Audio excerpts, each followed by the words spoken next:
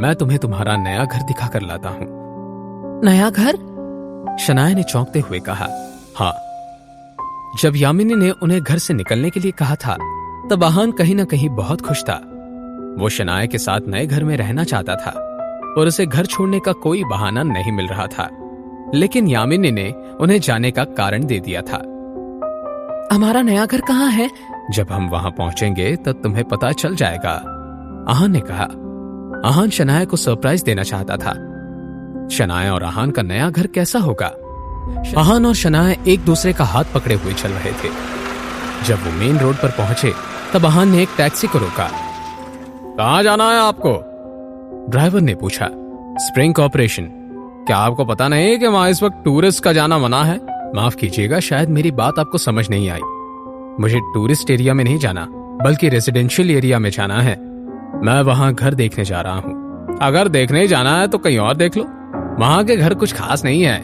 शिमला के बाकी घरों की तरह बहुत महंगे हैं। ऐसी कोई जगह देखो जहां तुम रहना अफोर्ड कर सको और जहां शिमला के बाकी लोग रहते हो। थैंक यू अंकल, पर मुझे स्प्रिंग कॉर्पोरेशन ही जाना है। जो सवाल शनाया के मन में था वो ये था, आहान ने घर कब खरीदा था और मुझको इस बारे में पता क्यों नहीं चला था? तभी शनाया को याद आया कि पिछली बार जब उसने घर छोड़ा था तब भी उसने स्प्रिंग कॉर्पोरेशन जाने की बात की थी, पर तब शनाया ने उसकी बात को मजाक में टाल दिया था। दोनों टैक्सी में बैठे और स्प्रिंग कॉर्पोरेशन की तरफ रवाना हुए। कुछ ही देर में वो स्प्रिंग कॉर्पोरेशन की सेल्स ऑफिस के सामने पहुंचे और ड्राइवर ने टैक्सी रोकी थी। स्प्रिंग कॉर्पोरेशन का रेजिडेंशियल एरिया भी अलग अलग हिस्सों में बटा हुआ था। सबसे पहले जो एरिया था वो घर थे। इनमें कोई भी अपने लिए एक घर खरीद सकता था और दूसरा एरिया बंगलो एरिया था। इस एरिया में पहुंचने के लिए थोड़ी सी पहाड़ की चढ़ाई करनी पड़ती थी। वहां पर सिर्फ 10 ही बंगले थे। इन बंगलों में शिमला के सबसे अमीर और जाने माने परिवार रहते थे। हम पहुंच गए। क्या आप गाड़ी ऊपर ले सकते हैं? ऊपर तो बड़े बंगले हैं भाई, वहां ऐसे ही कोई नहीं जा सकता। वहां जाने के लिए वहां बंगला होना चाहिए। कहीं तुम्हें ऊपर बंगले तो नहीं देखने? हाँ, वहीं देखने जाना है। तुम मजाक कर रहे हो। ऊपर वाला एरिया सिर्फ उनके लिए है जो वहां रहते हैं। टैक्सी वहां नहीं जा सकती।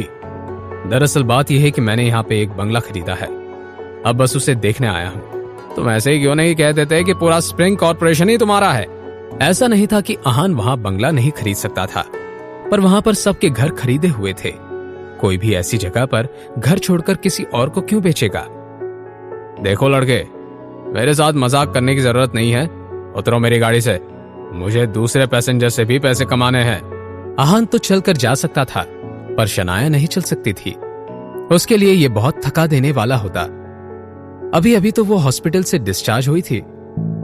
सर, आप मुझे ऊपर ले चलिए, मैं आपको एक्स्ट्रा 1500 रुपए दे दूंगा। क्या आप सच कर रहे हैं? आहान ने कुछ नहीं कहा, बस अपने वॉलेट से पैसे निकाले और ड्राइवर के आगे रख दिए। पैसे देखकर ड्राइवर खुश हो गया और फटाफट आहान से पैसे ले लिए।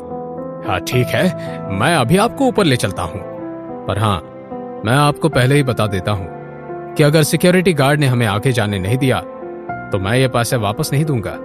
आप चलिए, सिक्योरिटी गार्ड से मैं बात कर लूंगा। कुछ ही मिनट में टैक्सी पहाड़ के बिल्कुल ऊपर पहुंच गई। वहां से ड्राइवर को बहुत सारे सिक्योरिटी गार्ड नजर आए।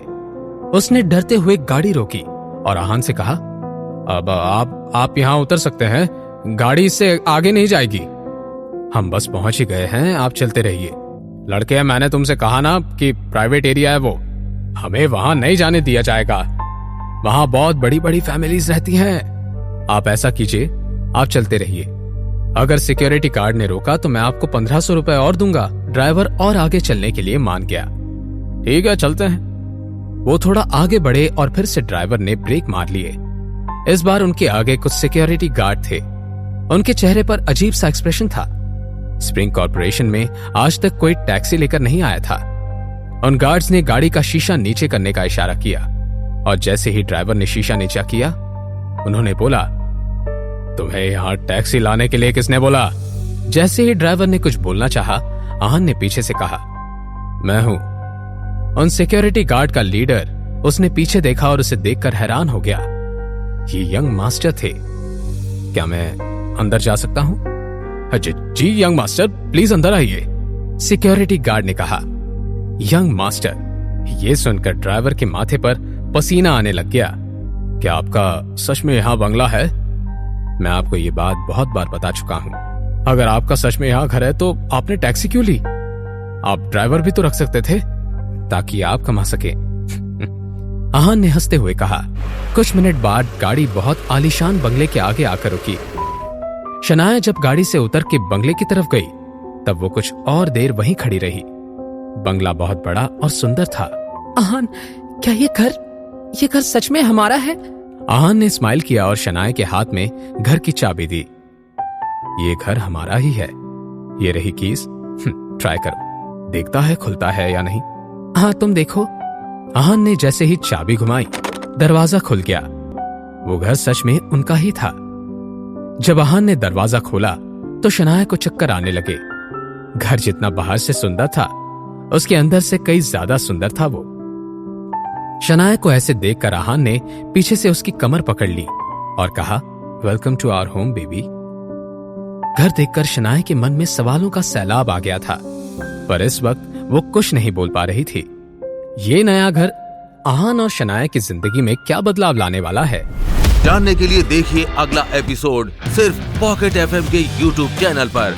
और सीक्रेट अमीरजादा के सारे एपिसोड्स को सुनने के लिए डिस्क्रिप्शन में दी हुई लिंक से डाउनलोड कीजिए पॉकेट एफएम ऐप।